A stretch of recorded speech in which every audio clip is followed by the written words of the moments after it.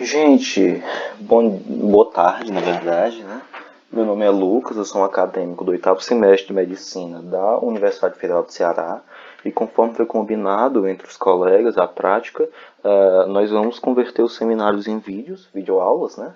Para poder continuar explorando mesmo durante essa paralisação, né? Essa quarentena que nós estamos vivendo. Uh, o tema que eu trouxe é um tema muito importante, a retinopatia hipertensiva, é, principalmente porque ela lhe auxilia na abordagem do paciente hipertenso, que é uma doença altamente prevalente, né? E eu trouxe de uma maneira voltada para o clínico geral, ok? E aproveitei a viagem, né, digamos assim, para revisar alguns conceitos que nós vimos durante o módulo, né? A respeito de oftalmoscopia, mas que eu acho que vale a pena a gente revisar para poder ajudar a sedimentar, né? Então, vamos lá. Primeiro, só lembrando um pouquinho da hipertensão arterial sistêmica. É uma das doenças, sem sombra de dúvidas, mais importantes na prática médica, de serem conhecida e dominada, ok? Bom, o diagnóstico dela se dá através de duas medidas em consultas diferentes, de uma pressão arterial maior ou igual, tá faltando um tracinho aqui, a 140 por 90 milímetros de mercúrio, ou na mesma consulta, em uma única consulta, eu identificar essa pressão elevada, mais a presença de uma lesão de órgão-alvo. Vejam bem, isso aqui poupa o tempo do paciente, certo? Porque ele não terá que vir para uma segunda consulta, além de ser um dado semiológico útil, porque as lesões de órgão-alvo, elas podem ser, nem todas são, mas elas podem ser evidentes. E o caso de lesão, e um exemplo de lesão de órgão-alvo evidente é justamente na oftalmoscopia direta, né, ou fundoscopia, como você preferir, a evidência de uma retinopatia hipertensiva em curso. Ok? No caso, na hipertensão arterial sistêmica, os órgãos lesados, mais lesados, digamos assim, classicamente lesados, são esses quatro, certo? O cérebro, com a doença cerebrovascular, né? AVC, AIT, pontos de isquemia, enfim, conhecidíssimo, né? O coração com a doença arterial coronariana, com a isquemia cardíaca, né? A doença cardíaca isquêmica, os rins com a nefropatia hipertensiva, né? Todo o descontrole do próprio sistema renina-angiotensina-aldosterona, enfim. E, não menos importante, a retina, né? Que é a porção neurosensorial, a porção derivada da neuroectoderme, né? Nosso olho, responsável por captar o estímulo luminoso e transformar aquilo em energia química barra elétrica, né? Que será conduzida por córtex visual primário, depois secundário, enfim, vai gerar a imagem daquilo que a gente vê.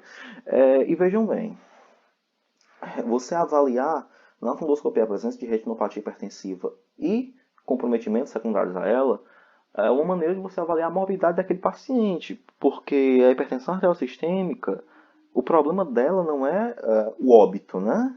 Não é a mortalidade em si, não é o problema maior. O problema chave é a morbidade. São uma série de sofrimentos, digamos assim, que o paciente terá de passar no decorrer de sua vida e que um deles é justamente o comprometimento de sua retina, né, e de sua capacidade de enxergar.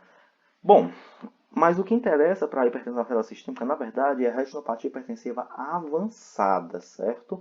Porque aliás, ela corresponde diretamente, várias pesquisas indicam isso, que ela tem uma correlação direta com doença, aqui está a doença cardiovascular, mas na verdade é a doença arterial coronariana. Se eu vejo uma retinopatia hipertensiva avançada, e vocês vão saber do que se trata lá na frente, daqui a alguns slides, eu posso inferir com uma certa segurança que esse paciente tem sim doença arterial coronariana em curso e, enfim, nossa, eu faço isso apenas com uma fundoscopia, sem precisar me valer de exames complementares que onerem o sistema, que demandem tempo, etc.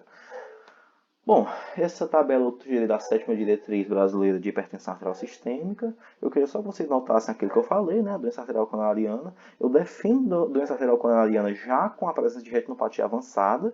Aí alguns aspectos são esses, hemorragia, exudatos e papiledema, eu vou mostrar mais à frente, ok? E, por que isso é importante? Por que definir uma doença arterial coronariana? Porque na classificação e estratificação de risco cardiovascular, a presença de lesão de órgão-alvo, né, doença cardiovascular, coloca o paciente automaticamente no grupo de alto risco, que vai ter toda uma abordagem terapêutica multimodal importante, entendeu? Um pouco mais agressiva do que os demais. Então, assim, se você identificar uma lesão de órgão-alvo, entenda-se, no nosso caso, uma retinopatia hipertensiva, aquele paciente tem um risco cardiovascular alto. Aí, lembrando da série de pesquisas que calculou o percentual, a chance de óbito em tantos anos e por aí vai. Ou seja, mais uma evidência da importância desse dado obtido, né? Brevemente, vamos falar um pouquinho sobre retina. Essa foto é uma ilustração, não é uma fundoscopia verdadeira, mas eu a trouxe porque eu acho que ela é um pouco melhor para poder visualizar as estruturas, né? Nós precisamos identificar numa fundoscopia o disco óptico, que nada mais é do que a projeção do nervo óptico e suas estruturas anexas, digamos assim, que no caso são a artéria central da retina e a veia central da retina, na parede posterior do globo ocular, né? Então aqui vocês estão vendo as veias, que são mais calibrosas, e as artérias, que correspondem a 2/3 do calibre da veia, aproximadamente, numa pessoa normal, normotensa, ok? Esse disco ele é importante ser avaliado, principalmente porque quando eu tenho uma retinopatia hipertensiva avançada, eu posso ter um apagamento dos bordos do disco. Outros aspectos dele também são importantes, como escavação, no caso do glaucoma, por exemplo, ou então da atrofia do disco óptico, mas o mais importante para a gente se deter no caso da retinopatia hipertensiva são os bordos do disco, ok? Aí vocês veem os vasos, que mais lá à frente eu vou mostrar as alterações que ocorrem nos vasos, mas que são as principais métricas de poder se avaliar a retinopatia hipertensiva do paciente. E aqui vocês observam a mácula, né, os vasos confluindo diretamente para a mácula, lembrando que a mácula tem uma importância enorme, porque é ela responsável por conferir a visão precisa, né? Além de conferir a visão de cores do paciente. Porque ela contém os cones, né?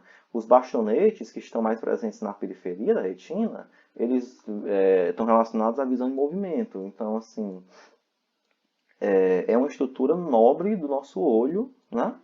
E mais uma coisa só para a gente exercitar é que o disco óptico sempre é medial e a mácula sempre é temporal.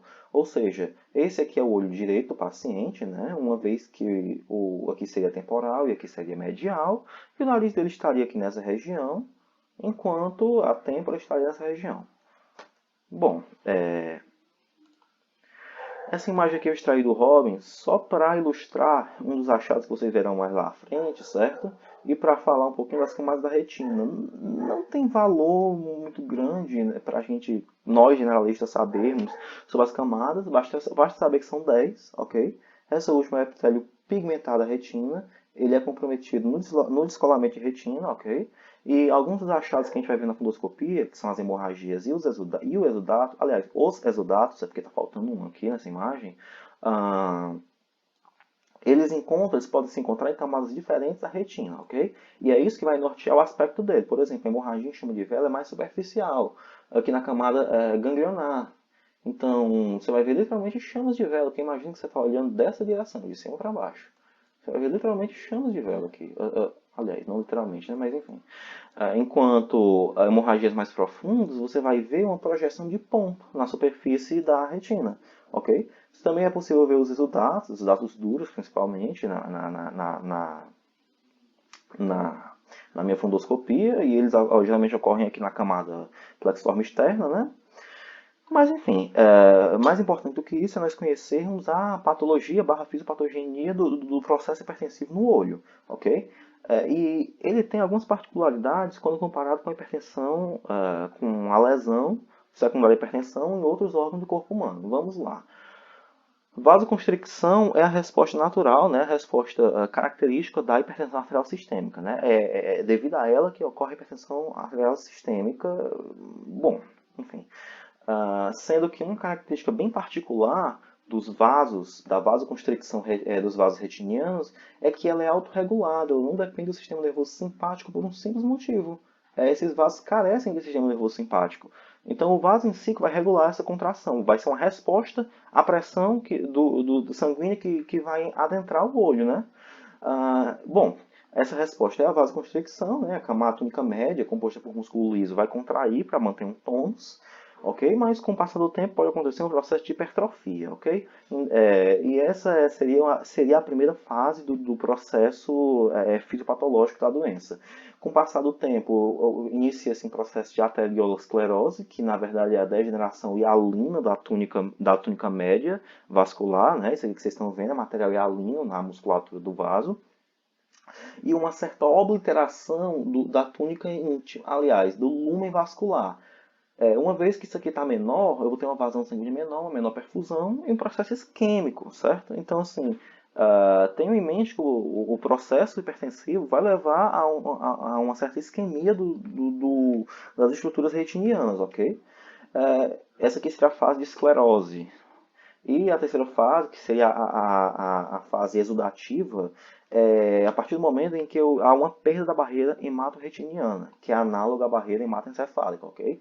E eu vou ter um processo de exudação, uma perda de conteúdo vascular para o interstício da retina, que deveria estar íntegro, né, para cumprir sua função como receptor da luz.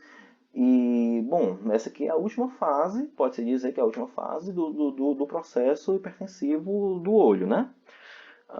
Bom, aqui novamente as fases que foram faladas, ok? Sobre a história natural da doença, né, da retinopatia hipertensiva. Ela acompanha, ela é tal qual a hipertensão arterial sistêmica como um todo, na verdade ela é um reflexo da hipertensão arterial sistêmica, ok? Então ela tende a evoluir com anos e de acordo com o grau de acometimento que a minha hipertensão está me causando, ok? Com relação à sintomatologia, os sintomas na retinopatia hipertensiva crônica são praticamente inexistentes, se não inexistentes. Quase sempre, na verdade, eles são inexistentes, ok? Porque esses danos eles vão se acumulando, mas eles não vão lesar a capacidade do olho de captar a energia luminosa, ok? Já num processo agudo, né, que vocês vão conhecer um pouco mais lá na frente, eu posso ter sim sintomas importantes, ok? Mas a esmagadora maioria das pessoas com retinopatia hipertensiva sofrem da doença crônica, secundária à hipertensão arterial sistêmica, ok? E, portanto, não terão sintomas. Há um predomínio nas etnias africana e caribenha, ok? Isso aqui vem de estudos americanos, eu não encontrei um estudo sobre o Brasil. Existe uma associação alta entre retinopatia hipertensiva e doença renal crônica, então você pode inferir que aquela pessoa já tem sim doença renal em algum grau, certo? Se você encontrar sinais de retinopatia hipertensiva. E nós fazemos uso da classificação de KWB, né? Vamos simplificar nossa vida para não ter que ler esse nome. Que ela vinga, né? Desde 1939 e até hoje ela é bastante útil e ela é simples para o generalista poder abordar a retinopatia hipertensiva. Então nós vamos nos valer dela. Existem outras classificações com suas particularidades que não trouxeram novidades tão grandes e não vale a pena a gente explorar aqui. Bom, como eu trouxe uma ilustração antes, aqui eu trouxe uma fundoscopia no retina normal, ok? Só para vocês se acostumarem, a gente tem que lembrar que a gente tem que observar, por exemplo, a retina a gente tem que ver a presença, tem que ver a cor dela, né, para ver se ela está bem vascularizada, ver se tem alguma estrutura lesada, sempre tem que olhar os vasos, sempre tem que olhar o disco óptico, sempre tem que olhar a mácula, ok? Só recapitulando quais são os aspectos que nós conferimos. Bom, na classificação de KWB, né, eu classifico de 1 a 4 a minha retinopatia hipertensiva. E o grau 1, ele pode estar presente até na pré-hipertensão, não necessariamente na hipertensão arterial sistêmica estágio 1. Então, o pré-hipertenso já pode ter algumas evidências de retinopatia hipertensiva presentes. Ah, mas isso não classificaria eles como hipertenso porque ele tem lesão de órgão-alvo? Não. Lembrando que a retinopatia, o que classifica a lesão de órgão-alvo da retinopatia hipertensiva é quando ela está avançada, quando ela está leve, não considera que o órgão está lesado, a função está conservada. Isso aqui é uma reação fisiológica ao processo hipertensivo do corpo, ok? E é justamente essa reação fisiológica que eu vou apresentar aqui a vocês. No grau 1, eu tenho uma coisa mais bom senso que poderia ter. Se eu tenho um processo hipertensivo, eu vou encontrar um processo de vasoconstricção leve generalizado no fundo do olho. Então, esses vasos que vocês estão vendo aqui, eles estão constritos se comparados com outros vasos, certo? Observem aqui a diferença de calibre entre veia e artéria. Aí, lembrando que elas guardam proporção de aproximadamente digamos, a veia é 3/3, a artéria é 2/3, né? 2/3 do calibre da veia. Aqui eu posso deduzir que essa relação está comprometida, ok? Porque me parece que, por exemplo, comparem aqui um do lado do outro, me parece que a artéria, ela ocupa, sei lá, metade do calibre da veia, ok? Essa avaliação no olhômetro, digamos assim, ela é mais fidedigna quando você está observando cruzamentos, ok? Que quando vasos passam por cima do outro, que você consegue evidenciar isso. Esse cruzamento está muito ruim para poder comentar, ok? Eu também vou ter um aumento do reflexo arteriolar, que seria o brilho da artéria devido à vasoconstricção. Esse brilho corresponde aproximadamente a 1/3 do vaso, mas eu vou ter ele um pouco mais evidente. Aqui vocês veem um pouquinho de reflexo arteriolar, ok? Ele vai estar aumentado no grau 1. Embora ainda não configure um achado, é característico do grau 2, que são o aspecto, né, em fio de cobre e de prata, que nós comentaremos já já, ok? Aqui é uma outra imagem onde eu posso ver a vasoconstricção generalizada, e aqui novamente eu posso perceber a diferença de calibre entre aqui, ó, uma artéria e uma veia, ok? É algo notório, né?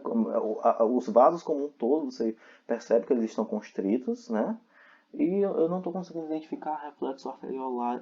Aqui um reflexo arteriolar um pouco mais exacerbado, entendeu? Você consegue flagrar algumas estruturas características, né? Podemos dizer assim. Bom, continuando. O grau 2 corresponde a um grau 1, né? Tem todas as características que o grau 1 pode ter, mais algumas características. Eu posso ter vasoconstricções focais importantes, então isso aqui é altamente característico de grau 2, ok? Percebam que você encontra aqui um sumiço praticamente esse vaso, ok? Eu posso ter algumas vasoconstricções, né?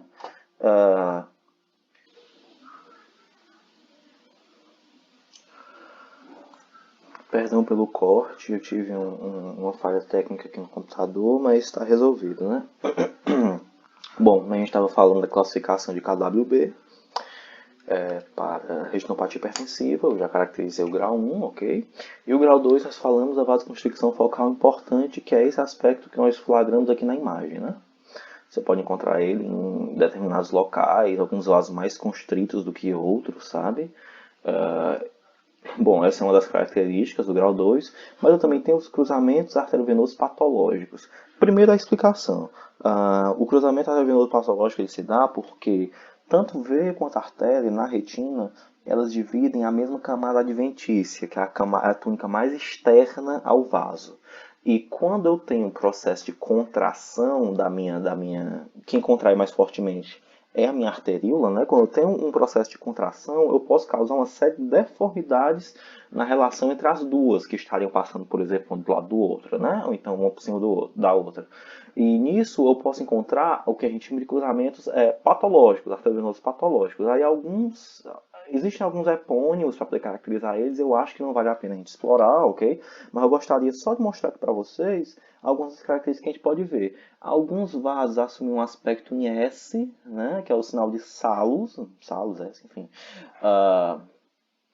que na verdade é como se o vaso ele viesse vindo aqui, ó, aí ele dobra para fazer 90 graus com a artéria. Ó, isso aqui é uma veia, tá bom? Ela dobra para fazer 90 graus com a artéria que está passando e depois ela volta para o curso natural dela, né? Isso aqui é um exemplo de cruzamento patológico.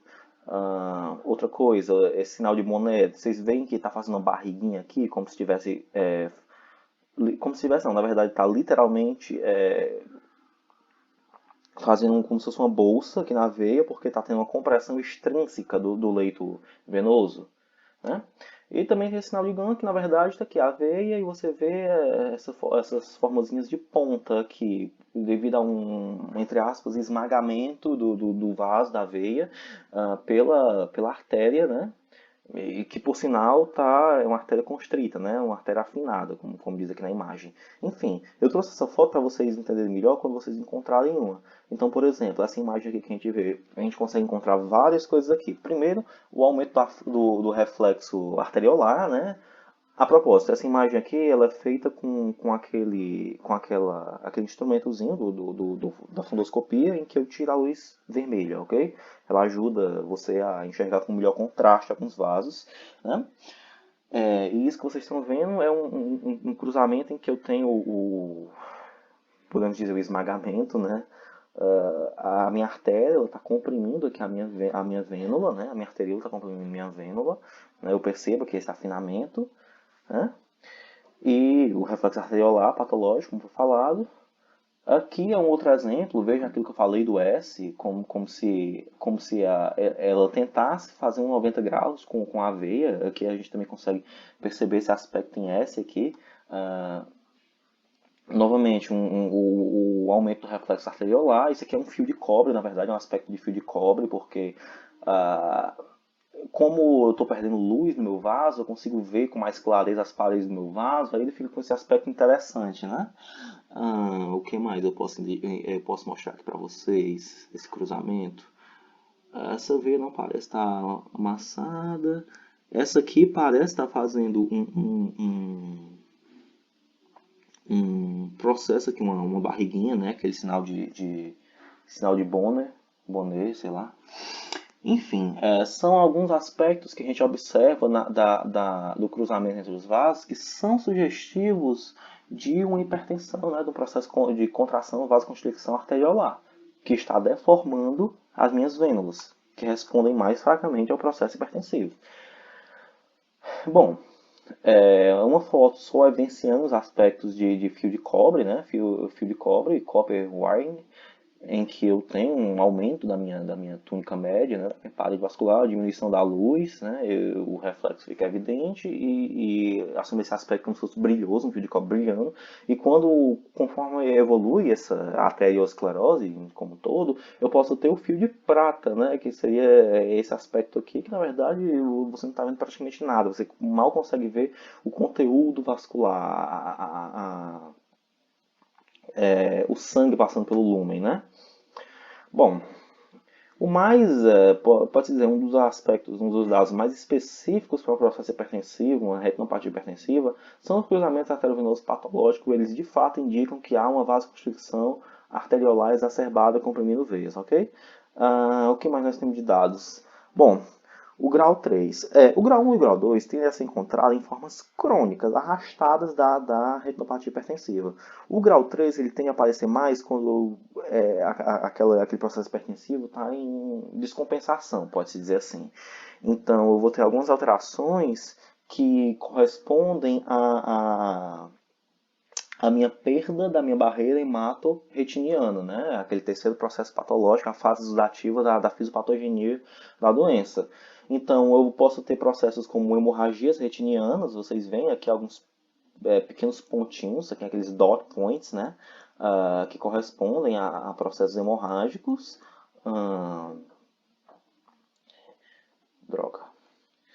Eu também tenho os exudatos algodonosos, que são, na verdade, são esses pontinhos, literalmente parecem cotton walls, né? Algodões brancos na retina, que corresponde a um processo isquêmico superficial da retina, devido ao pouco aporte perfusional, né? E eu posso encontrar alguns exudatos duros, né, que seriam a deposição de lipídios nas camadas mais profundas. Observem aqui alguns depósitos. E nesse caso em particular, esse depósito aqui ao redor da mácula é o que a gente chama de estrela macular, que é uma evidência forte de um processo hipertensivo. Aqui não há a menor dúvida que você tem uma retinopatia hipertensiva, você tem que saber, você tem que olhar e você tem que ter em mente que ela provavelmente está descompensada, a hipertensão arterial do seu paciente. Ok? Vamos analisar a próxima imagem aqui. Novamente eu tenho algumas hemorragias, agora percebo que essas são mais longitudinais. Então, na verdade, o que vocês estão vendo aqui são hemorragias em chama de vela. Dentro dela, alguns exudatos duros, né? Tem alguns exudatos duros por aqui, e novamente, exudatos duros. Isso aqui eu fico em dúvida se seria exudato duro ou o exudato algodonoso, né? O cotton wool. Isso aqui é um exudato algodanoso, veja um aspecto branco na periferia, né? Percebam também a certa tortuosidade dos vasos, eu tenho alguns cruzamentos claramente patológicos, né? Aqui, enfim, alguns aspectos a serem levados em conta, ok? E, bom, por fim, eu tenho o grau 4, que na verdade é uma emergência oftalmológica, porque a gente define a retinopatia hipertensiva maligna pelo grau 4. E, na verdade, ele está denunciando que eu tenho um processo hipertensivo importantíssimo acontecendo no meu paciente, seja ele intracraniano ou sistêmico, não importa, mas que de alguma forma está afetando a vasculatura da retina. Então, na verdade, o que eu vou ver é um edema de disco óptico, certo? E esse edema se traduz por simples apagamento dos bordos. Vejam que o disco óptico aqui, você mal consegue enxergar as fronteiras dele, onde começa, onde termina. Ele fica com esse aspecto meio feioso, sabe? Pouco definido. Lembrando que o disco óptico é uma estrutura bem definida. Isso aqui é uma evidência do processo hipertensivo que conseguiu gerar um edema, né, digamos assim, da papila óptica. E esse edema faz a gente perder a referência anatômica da papila. Ok? Além de alguns exudatos duros irem aparecendo. Ó, observe aqui os exudatos duros. Eles tendem a ser a primeira coisa a aparecer num processo de hipertensão maligna, ok? De uma crise hipertensiva, um pico hipertensivo, né? Uma retinopatia hipertensiva maligna. Mas, enfim, pode aparecer também todos os aspectos que aparecem na terceira, como a estrela macular, né? Que foi mostrado aqui nessa imagem. Observem aqui, certo? Bom, enfim. Outra imagem bastante clara, né? Vocês veem aqui alguns exudatos duros, não preciso nem ampliar. Tem grandes hemorragias aqui, eu tenho um apagamento no meu disco óptico, certo? Enfim, ela é bem evidente. Nem todas vão ser tão evidentes quanto essa, mas saibam que isso se traduz numa emergência que aquele paciente ele vai ter um comprometimento importante da função visual dele, como também um outro aspecto importante desse estudo que eu vou falar já já, ok? A retinopatia hipertensiva maligna, ela se traduz pela retinopatia hipertensiva grau 4, ok? Como eu falei, uma emergência médica, geralmente é de uma etiologia secundária, então eu tenho um feocromocitoma que está despejando catecolaminas na minha corrente sanguínea, e esse paciente está tendo um aumento pressórico muito importante, o sangue que entra lá na artéria central da retina entra a alta pressão, e acaba por desencadear uma retinopatia hipertensiva maligna ou o grau 4 do KWB, certo? Uma eclâmpsia também pode gerar esse quadro, né? E isso é um sinal de descompensação importantíssima da pressão do paciente. Existe uma associação, embora pequena, mas importante, claramente estabelecida entre o tabagismo e a propensão a desenvolver o grau 4, a forma maligna da retinopatia hipertensiva.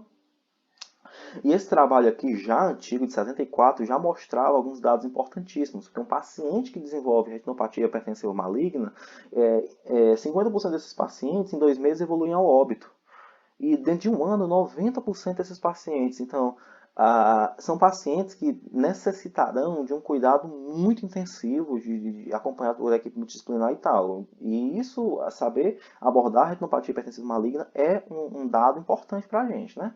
Aí mais 2 dados semiológicos interessantes de se conhecer na retinopatia hipertensiva maligna é justamente o dano que é feito a coroide, né? Lembrando que a coroide ela ela está abaixo do epitélio pigmentar da retina, que seria a última camada da retina, e ela é responsável por nutrir parte da retina. A outra parte é nutrida pelo humor vítreo, né?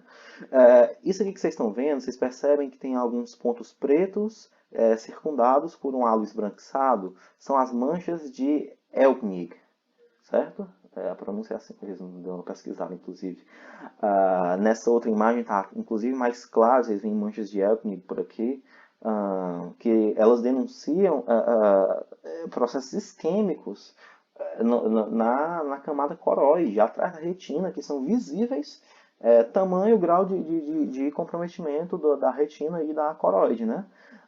Eu também posso flagrar as estrias de Sigrist, né, que são essas estriações aqui, que correspondem, na verdade, a uma necrose fibrinoide dos vasos da coroide. Enfim, são dados importantes na hora de se avaliar o paciente com possível retinopatia hipertensiva maligna, né?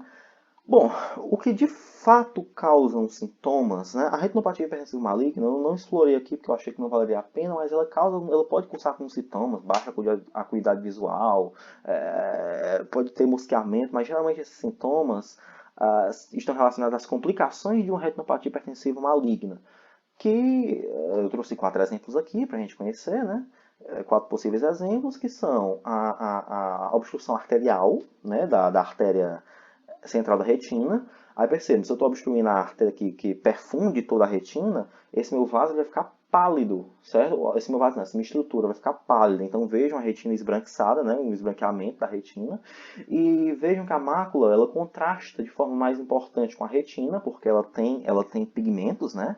Ela tem esse aspecto negro, né? E assume esse aspecto de ponto em cereja vermelha, entendeu? Não é tão vermelho, mas enfim, é um achado possível numa emergência, né? Já a obstrução venosa, o sangue não está conseguindo sair de dentro da retina, né? Vejam como há uma turgidez, um avermelhamento do fundo retiniano, né, devido a isso, e os vasos eles assumem um aspecto tortuoso porque eles estão túrgidos, eles estão cheios, eles estão bastante, digamos, eles encontram-se lotados de sangue, né? Com os processos hipertensivos, lesivos dos vasos, eu posso ter hemorragia subvítrea, né? Em processos hemorrágicos no geral. Nesse caso aqui, essa hemorragia, ela está acontecendo, ela está se estabelecendo e formando uma coleção de sangue entre a retina e o humor vítreo, ok? E isso pode eventualmente acabar num deslocamento de retina, descolamento de retina, que é uma outra possível complicação, né? E mais uma complicação interessante é a atrofia do nervo óptico. Vejam como o nervo óptico aqui está. Enfim, esse olho aqui está completamente comprometido, né? É similar ao que acontece no glaucoma. O meu nervo óptico sofre um processo de atrofia e perca da função visual. Ou seja, eu tenho uma baixa da acuidade visual total até uma amaurose total da visão, né? Bom, existem alguns fluxogramas que sugerem como a gente deveria abordar o paciente mais ou menos, né? Eu queria só que vocês se detivessem aqui, né, na hipertensão grau 2 moderada, que geralmente eu faço um screening de rotina para poder verificar retinopatia hipertensiva. Eu, clínico geral, faço isso, certo? E quando eu encontro uma retinopatia hipertensiva suave, média, né? Eu passo lembrando, retinopatia hipertensiva suave, ela não configura lesão de órgão-alvo, mas eu passo a fazer um monitoramento mais profundo da minha hipertensão arterial, né, do meu risco cardiovascular, porque esse paciente ele está evoluindo para um desfecho desfavorável, ainda que esteja no início, ok? E se eu tenho uma retinopatia hipertensiva moderada, eu já faço uma abordagem agressiva ao risco cardiovascular, à redução do risco cardiovascular, né? Afinal, eu já tenho lesão de órgão-alvo, ou seja, eu tenho um paciente com risco cardiovascular elevado. Os outros aspectos a gente não precisa trabalhar, mas essa imagem foi adaptada no artigo, né, que está citado lá no final. Alguns diagnósticos diferenciais possíveis, não vamos nos deter muito nisso, seriam a retinopatia diabética, né? Que um colega vai falar um pouco mais à frente. A AIDS pode causar hemorragias e exudatos similares no fundo do olho, síndromes de hiperviscosidade, como por exemplo nas leucemias mieloides crônicas, né? Aliás, leucemias crônicas como um todo, na polistemia vera eu também posso são síndromes de hiperviscosidade sanguínea, eu posso ter alguns aspectos similares, turgidez e de vasos, também cruzamentos arteriovenosos patológicos, na síndrome da isquemia ocular, também, isso pode também acontecer, né? E nos processos que desencadeiam hipertensão intracraniana, inclusive faz parte do exame, né, neurológico, para ver se o paciente tem hipertensão intracraniana, a análise da papila, da papila ocular, né, da papila do disco óptico. E várias coisas podem causar hipertensão intracraniana, como tumores encefálicos ou de estruturas anexas, né? Meningite e meningoencefalite podem causar, porque geralmente dá pressão intracraniana. Um hematoma subdural crônico, né, pode causar um aumento da pressão. O agudo, não tão comumente, mas o crônico pode causar com uma certa frequência. A trombose de seio venoso também, né, uma vez que eu estou tendo uma congestão venosa, uma drenagem ineficiente. Bom, essas foram as referências bibliográficas que eu utilizei, ok? Algumas outras estão em cada um dos slides, na parte de baixo, tem algumas outras referências, mas são basicamente essas. Esse aqui é um vídeo muito interessante, embora muito mais para o especialista, ok? De retinopatia hipertensiva. Enfim, eu espero que isso tenha, que essa videoaula tenha contribuído com o nosso aprendizado, né? Me perdoem pela duração e quaisquer dúvidas eu estou aí à disposição. O professor Jair suplementar, então não tem problemas. Até mais.